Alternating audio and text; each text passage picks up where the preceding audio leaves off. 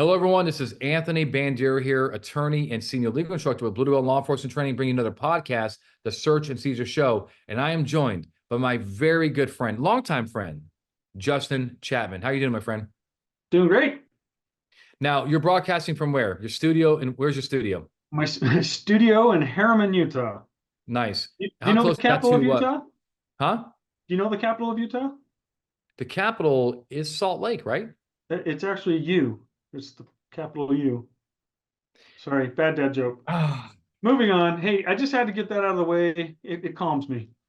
You're definitely a good SRO because you make those very mild, kid-friendly jokes. I could not work in a school environment because my jokes would get me fired probably within the first week.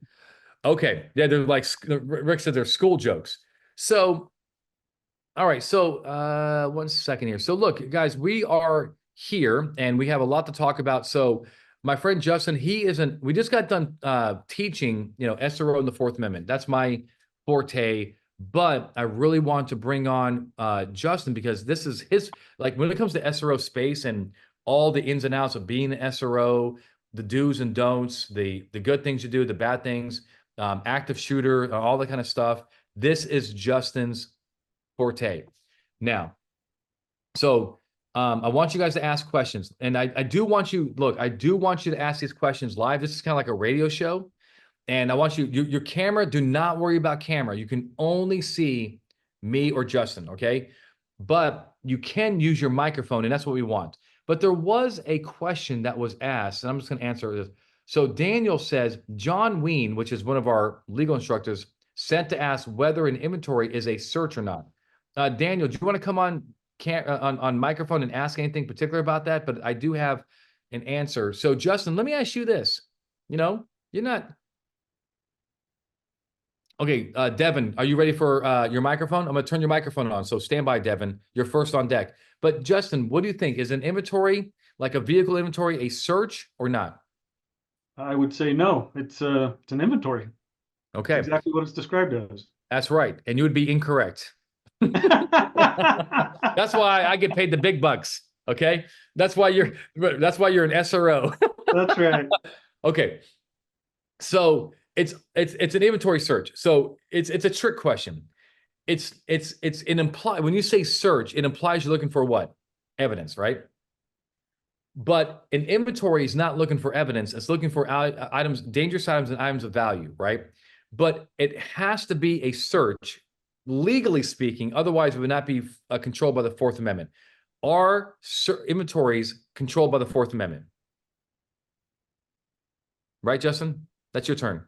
That would sound good to me. Yes. Yes. So because they're controlled by the Fourth Amendment, they are searches because the Fourth Amendment only cares about searches and seizures. It is a search. It's a very prescribed search, right? It's a very limited search, but it's a search. Let me ask you one more question, Justin, since you got that first one wrong. Here is how you redeem yourself, okay? You have many, many years of experience as a cop, more than me. Okay. Is a pat down a search? A pat down's a search. These are trick questions. You're looking for something, right? But you're not I'm just physically asking the question. searching Is it a inside. You're search? patting on Yes or the no? outside. Yes or no? Yes. Is a pat down a search? Yes. Thank you. You redeemed yourself. It is a search. If it wasn't a search, it wouldn't fall under the Fourth Amendment. It's a search for what? Weapons. Right. Contraband. No, no, no, no. Oh, you just done messed up. Oh, I just dug it out. You just done messed up. You got kicked out of the tree, the circle of trust. No more search and seizure for me. No, you are the worst search and seizure expert I've ever seen because you can't look for contraband intentionally. It has to be under plain field, which is inadvertent. Okay. I'm done with you. Now you're gonna school me. Okay. Now you are gonna school me. So who's on deck? Devin. All right, Devin, let's get your mic on. Ask the question with the microphone, Devin. Hold on. And I'm hoping it's a really good search SRO question for my friend over here so that he can make me, he can school me a little bit. All right, Devin, allow your mic to work, but don't worry about camera. We cannot see you, my friend. Yes, sir. Can you hear me? Loud and clear. Hey, so I don't have an SRO question. This is just a Fourth Amendment question. Sorry, I just pulled over. So Okay, now I can basically, hear you. Just like you. um, yeah. So I had a fellow officer who, let's say you detain somebody for an investigative detainment for misdemeanor, and they decide to run, and say you're the officer chasing him. He gets into a house, which might be his house, it might not be, but he's inside the house. Um, is the officer under hot pursuit able to go in there and arrest him for that misdemeanor? I understand, you need some kind of exigency, but would that be the exigency that we're not sure if that's his house or not? Okay, so let's answer this. So number one, we do know from a case called Lang versus California, right? Arthur Lang versus California, that the Supreme Court said that a misdemeanor hot pursuit in and of itself is not exigency, right? And Lang was suspected of being involved in a loud. He was bumping music in his car. It wasn't a. He ended up being DUI, but it wasn't a DUI hot pursuit. Okay. So what are you chasing this guy for? Just let me just make sure I understand. What would be the chase for? What misdemeanor? Well, they were investigating. It was just a neighbor calling in that two people were in the car and they heard some yelling, and maybe somebody got hit. But when he got there, the female and the male, they both denied that anything happened. But the officer still wanted to investigate a little further, so he told him to step out the car, and that's when the guy ran. So we'd actually. So you're doing a misdemeanor for obstruction then, right? Yeah, yeah, it wasn't me. It was, yeah, yes, but yeah, that Well, would not be you, but the obstruction. scenario Yes, is a misdemeanor. It's not like a misdemeanor for battery. It's not a misdemeanor for drugs. It's a misdemeanor for obstruction because the cop had right, reasonable suspicion and said, "Hey, stay right here." The subject declines to stay. Okay, right.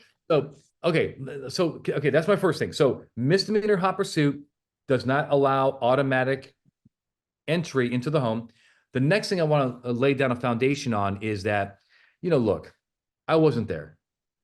And all I can say is that a lot of cops are like, well, he could be committing a home invasion. Right. How do we know it's even his house? Look, that's a great question, but I think a lot of times cops kind of do know, right? That it's theirs. They know this guy. He's in his neighborhood. He walks, he walks in. He's not nobody's screaming, bloody murder, get out of my house. His car is right in front of the house and so forth. So look, the best advice I can give to a scenario, right, is that um I probably wouldn't chase him. I would not chase him to his home. Okay, not with these facts. We know that a misdemeanor itself is not going to allow us into the house.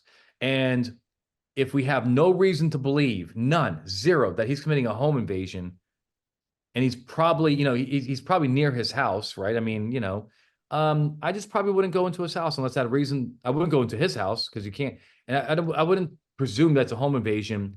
End up using a lot of force against this guy and then having to be in federal court for the next 5 years explaining how we comply with Arizona, Lang versus California. So with those facts and those facts alone, I would not chase him into his house. There's my answer.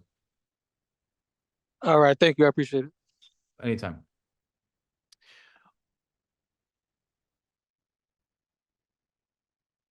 Okay, and then Thomas, I want you to get on deck on that. And do you know what he's talking about, Justin? Evil. And then we got Robert. Let's get Robert on deck. Robert.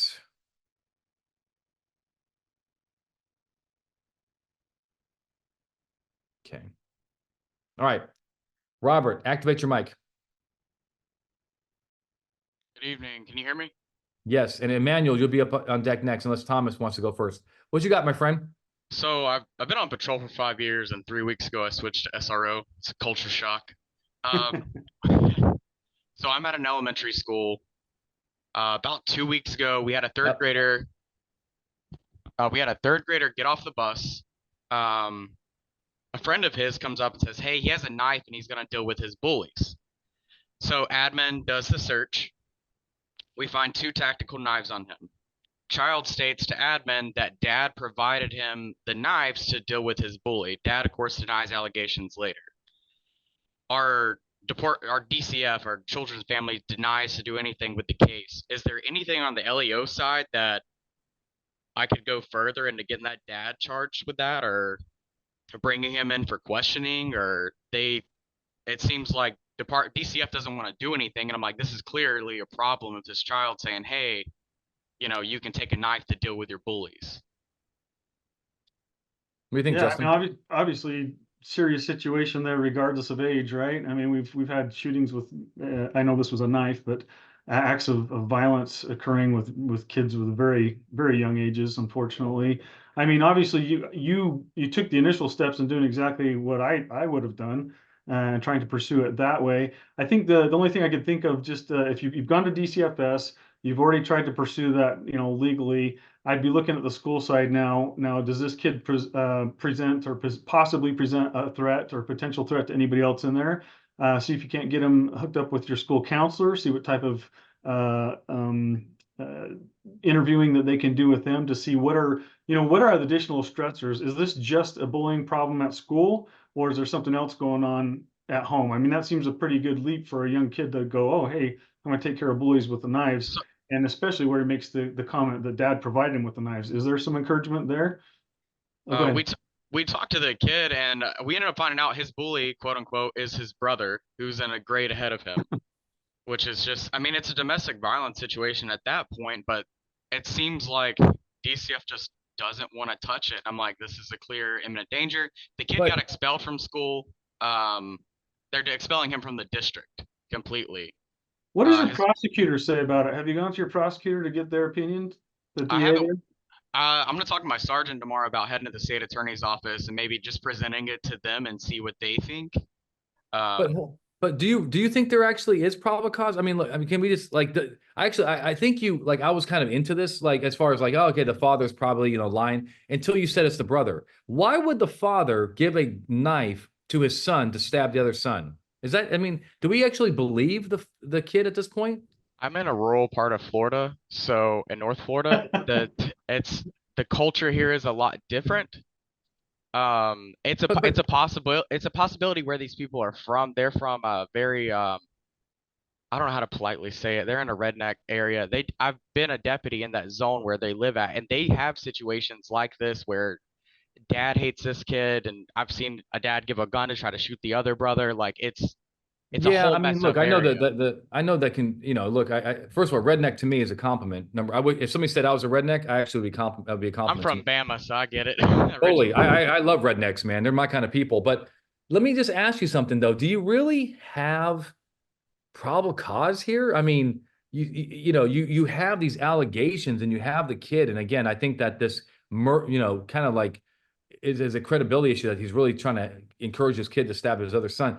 But you have enough to like go to I mean, if I was your judge and this is all you have, I wouldn't give you a warrant for this father. I mean, where is some other circumstantial evidence that he actually is committing this crime besides a he said, she said? Do you have any other concrete Would you evidence? say would you say reasonable suspicion, or if we had a children advocacy center interview the kid and kind of get more detail, interview the brother also Yes. and kind of get more into there?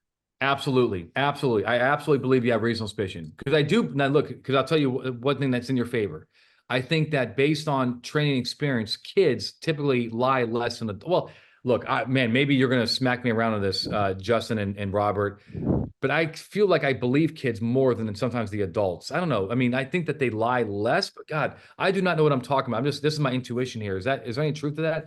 Like, do you believe the kid over the father? And that's what I'm asking you. Um, this kid, yes. I had to kick the father out of the school. I almost got him for disorderly conduct. Yeah. He started cussing out our assistant principal and everything. I'm like, look, man, you gotta go. Like, you're Yeah. gone. Um, it's just a dysfunctional family. I believe there's probably methamphetamine use in the family between Right. the Right. parents. You can see the track marks on the mom. So it's Yeah. just a really messed up area. So it's hard to deal with these situations, especially in rural parts of our county. Yeah. Look, Robert, can I ask just you? be Oh, go clear. ahead. No, go ahead. Go ahead, No, Justin. Robert, I was just going to ask you, I understand you went to DCFS and didn't get much love there. That was through, I'm assuming, the police department side. Has the school tried to do any referral that way, um, based on not just this one offense, but based on you have two children going to the same school, one is a suspect, one's potential victim, but then flip flop that when they go home, right? but Right. trying to put into place some type of school safety plan and taking it from that angle to see if DCFS could get involved. We did 5 in total, including school administrators, DCF reports. They denied every one of them. Oh, geez. And I mean, we're in Florida. We're supposed to be leading in this, and that they're just not jumping on it. And I've tried every avenue to get CAC involved. And I guess this, what y'all said, going to the state attorney and be like, hey, I got this situation. I need somebody involved in getting in this family. I'm just worried about the kid. I mean, being an SRO, these kids are basically my kids. Now I have a daughter, and I treat all these kids the same. So, Yep. Yeah. but thank y'all so much. I enjoyed the course too. This is awesome. Look, and just to end off, Robert, I do think you have reasonable suspicion to do that interview. I think the interview would really help this case, by the way. There's no probable cause here. I just don't think there's probable cause. Not for the father, not at this point. Thank you. You're awesome. Thank you, fellow redneck. Love my Southerners. All right, so let's get Emmanuel on the line here. Emmanuel has a question for you, Justin. And my internet, just so you know, I am in Alaska, as you told you, and that only reason I bring that up is because for some reason the hotel I'm at has really bad internet. So if I'm cutting off a little bit, I apologize, but hopefully they can hear you loud and clear. Manny, my boy Manny. Hey, Anthony, how's it going? Hi, Justin. Good evening. Hi, Niall. How are you? Do they have any rednecks in Maryland? Yeah, I'm sure there's tons. I'm sure there's a lot. I see the Confederate flags on a big ass diesel truck. Hey, don't bring you don't have to be a Confederate flag guy to be a redneck, but don't mix the two. Don't taint it. Don't taint it. All right, what you got? So I missed the webinar, so I apologize for that. I'm actually working right now. No problem. No problem. All right. Before I ask this question, I need to clarify something. In a school environment, inside a school, the teachers can search students under reasonable suspicion, right? That's TLO. Yep. Yeah, that's TLO. Yep. But not the SRO. That's not necessarily true. If the SRO is, I like to say the easiest way to understand this.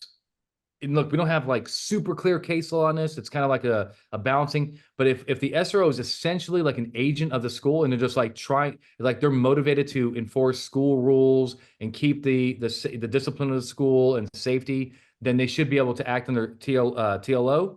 But if they're primarily motivated to like arrest people and they're not really worried about the school, and especially if they're just like if they just came to a call for service and they're not embedded in that school, that's most likely going to be regular school rules.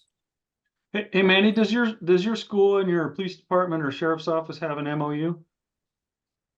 I believe they do. I'm not really too familiar a lot with the SROs, policies and procedures. Because that might help out a lot with that TLO issue, because in the MOU, it should spell out specifically what the SRO's duties are within that school or within that school district. And if they are, if in that MOU, they're specifically stating, you have these responsibilities to enforce school policy and things like that. That's not usually the case, quite frankly. But if they do have that, then that's another really good, strong argument to be able to use the TLO to your advantage that way. I personally, and this is just a personal preference, I don't like muddying the waters with TLO. I think the preferred method for me would be to teach your educators what TLO is, help them understand exactly what they are allowed to do, what you are allowed to do, with the separation of school rules and laws, and law enforcement duties and school rule and policy enforcement, and then work with them to do that. That way, you can have a nice, clean investigation, joint investigation, do exactly what you need to do, get everything that you need without skipping a beat.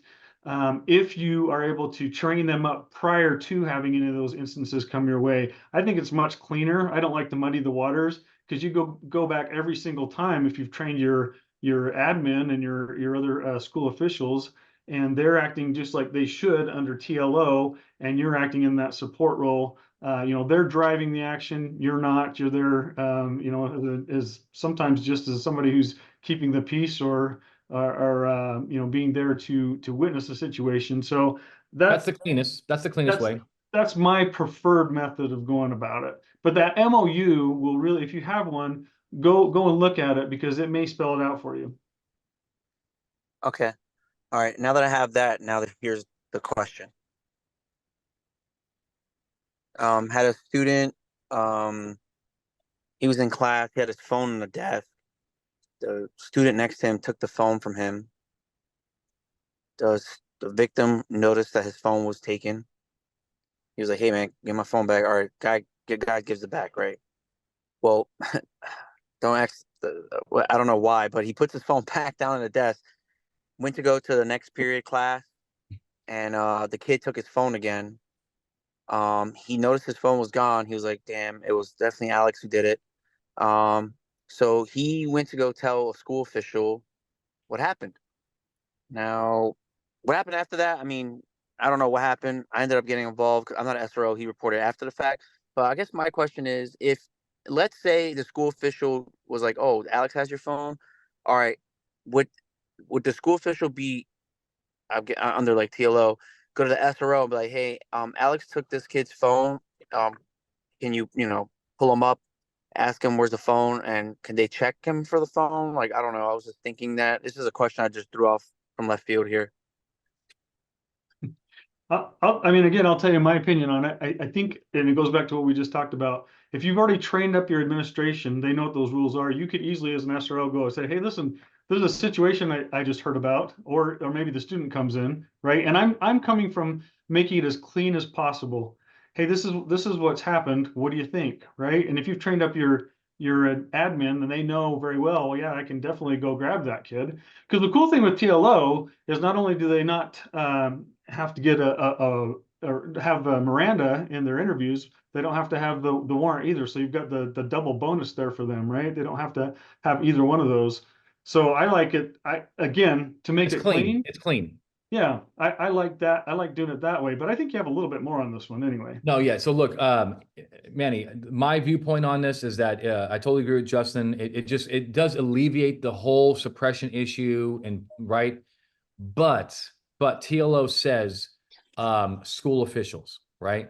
And so having an MOU and having a patch on your shoulder that says school police and being paid by the school district and being assigned and have an office inside the school and being motivated to enforce school rules, which this clearly is, the officer, well, okay, hold on. See, you're talking about your situation, right? Well, you would be the cop. You're coming from the outside world, right? You're not a school official in my view, right? In other words, an officer who's just answering a call for service is not a school official. They should be telling the school officials, "Hey, I have no authority to search this guy." Well, you may have PC, you might have search incident to arrest, but if you only have reasonable suspicion, right, Manny, then you're not a school official, and you should not be, quite in my view, you should not be trying to intermingle in those cases. They can do it, and it's not a dangerous item like a gun, where there might be some agency for you to do it. I will let the school officials do it. Let them search the backpack. But if it is an SRO, right?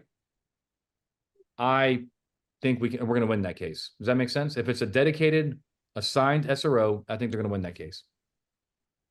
Yeah, because I was talking to the SRO and I'm like, "Man, I wish you were," because he wasn't at the school that day. I'm like, "I wish you were at the school because I think you would have had like under TLO, you would have be able to like search the kid or his Yeah. bags for the phone."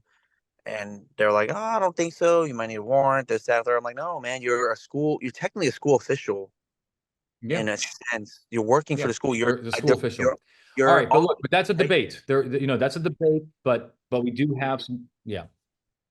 You right, want to be right. clear on your state laws too, because a lot of different states have different procedures for that. For instance, in Utah, and this was, I say recently, it was several years ago, but I mean, they made it so where not any, but many misdemeanors that occur on school grounds during school day cannot be addressed by law enforcement, even though they're against the law. They actually have a new law put in place that said, "Hey, we're getting too many kids going to juvenile court, so now we want to refer them other ways." So I just bring that up as an example. Just be really clear on what your state laws are, and then specifically what that MOU states. Got it. I Okay, appreciate it. Thank you. you're welcome. All right, who's next? I thought we had who wanted to ask another question? I forget. And Brian is saying that school officials are certified employees designated by the principal, credentialed.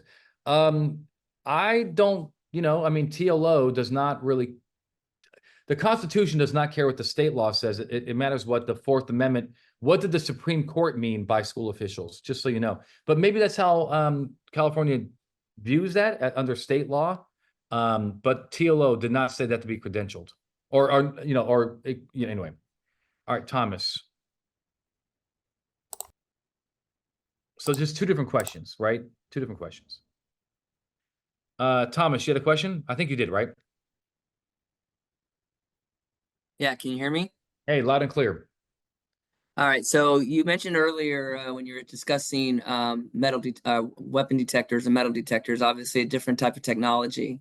There's new technology out there now that are called weapon detection systems that are quite used in various ways. We see them now at sporting events and concerts and whatnot.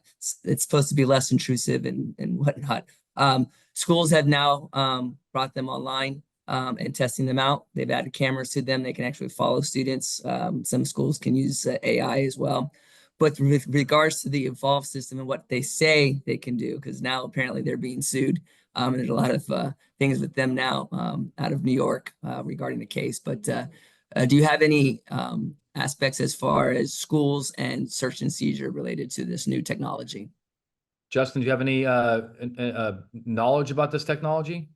Yeah, a little bit of knowledge on that, not specifically on the search and seizure aspect of it, because I think you're looking at something similar to what a metal detector would be, and a lot of schools have obviously used those for some time. But a couple of things that I would be thinking of would be what is the purpose of having that technology? Is it to prevent an active shooter? Because it won't prevent an active shooter.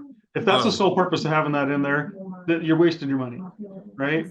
If it's to help detect those weapons for your day to day, then maybe that's something you want to give a little bit of consideration to. But this is what I found, and I did I don't know, about 50 different assessments last year for different schools, and what I found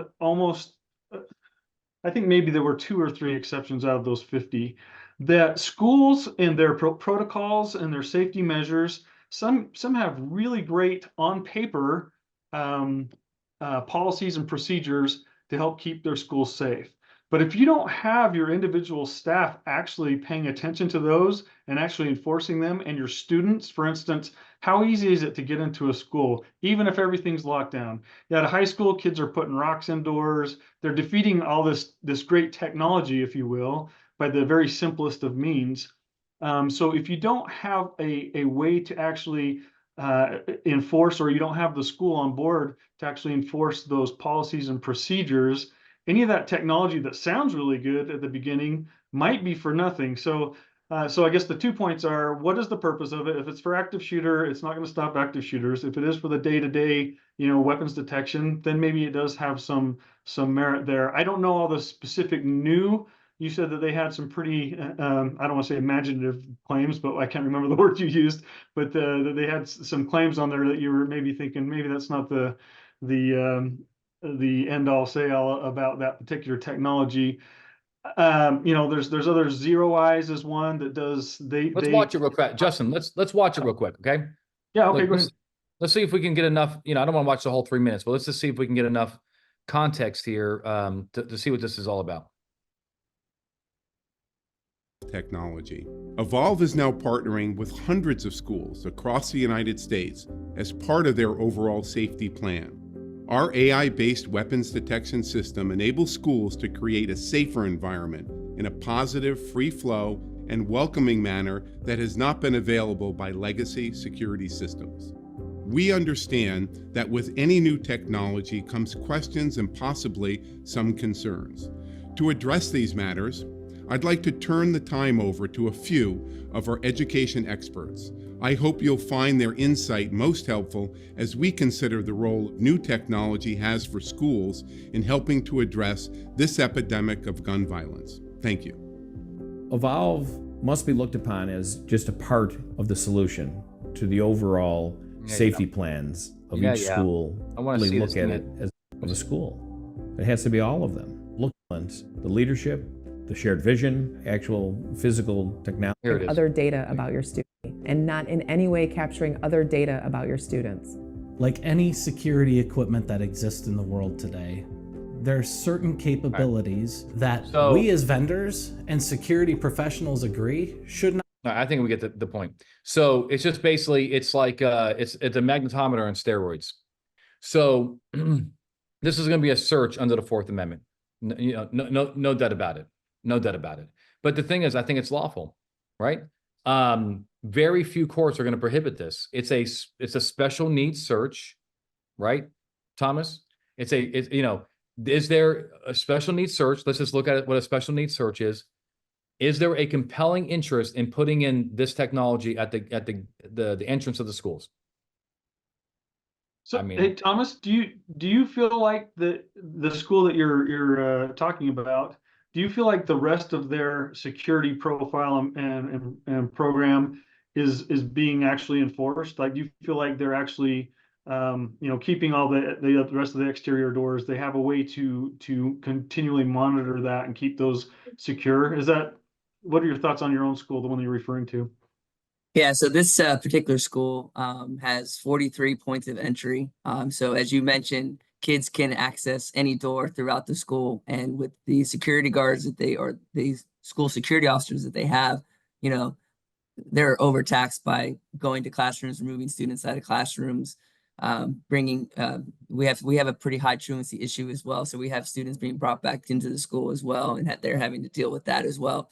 So the cost of the Evolve system, though it's great, it was in my opinion, kind of a knee-jerk reaction to an incident that had occurred, and at a cost that was pretty expensive for a 3-year investment. So yeah, that's the technology. It is cool technology, no doubt about it. But you have to, and I'm not naysaying the technology, so just keep that in mind. I'm just saying if you have other gaps and leaks in your security where others can avoid that completely, it does kind of take away from obviously its ability to do what it's supposed to do, which is keeping weapons out of the school. So if you have a very robust system, security system, meaning everybody who's in the school is participating in it, and you feel like you are able to secure those other doors, I mean, it seems like a pretty decent technology to have.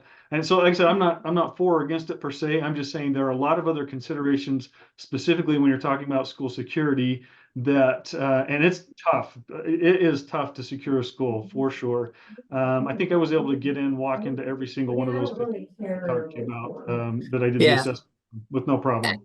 No, absolutely, and those are great points. But I think I just want to add to what Chris has said, and Anthony, if you can just elaborate. Sometimes technology and new things tend to be really lagging when it comes to case law, and AI is that new technology that law enforcement is definitely getting into. So when it comes to search and seizure, I'm very interested to see how that comes about with case law for the future. Yeah. All right. Yeah, look, so I think it is a search, right? If a magnetometer is a search, then certainly Evolve with its AI is a search, right? And so I do believe it's lawful under special needs, compelling interest, minimal discretion, compelling need and all this kind of stuff. And there's notice. I think it's fine. Whether it works or not, Christopher is saying that's a 60-40 in terms of effectiveness. I obviously have no opinion on that because it's a brand new machine that I have no idea how it works. I am concerned about AI a little bit. I would wonder, if it's going to be any kind of profiling. I think that would be my legal brain is that somehow this AI profiles people. If all the males are the ones with the guns, then it really doesn't. It looks more at males than it does females. That could be a problem in the court of law under equal protection. That's a 14th Amendment issue, not a search and seizure issue, but I digress. Let's do one last question, and I got to go get ready for class tomorrow. Anybody have one last question? Patrick, any other? Read Patrick's question, Justin. That might be for you, and answer it. Does anybody have one question they want to ask on the mic before we leave? Any search and seizure question or an SRO question? And Rick, do me a favor. Can you put in Justin's class in the chat so that we know, so people know how to access his on-demand class that he just recorded? Okay, as he's doing that, so I just read Patrick's. It says, you know, if you've educated the school, hopefully I'm understanding the way you're saying this. If you've educated your school admin, like I suggested you do, prior to the school year beginning, what I'm doing is just that. Because you ask, well, are they now our agents because we educated them? And I would absolutely argue no. It is we are educating them then. If in the spur of the moment, for instance, you know, I go up to the principal and I say, hey, principal, you need to go check this. And I'm directing him and telling him what he needs to do. I've just created that problem. But if I go to that principal and just say, hey, listen, these are the circumstances that I just heard about, and let him, you know, analyze that for a second and say, okay, yeah, I'm going to go do X, Y, and Z. So to answer the question now, if you've educated them beforehand, you've trained them, you've let them know what the laws and rules are and what the expectations are, and then you just work together based on that knowledge, that's just fine. You're not going to have any problems that way.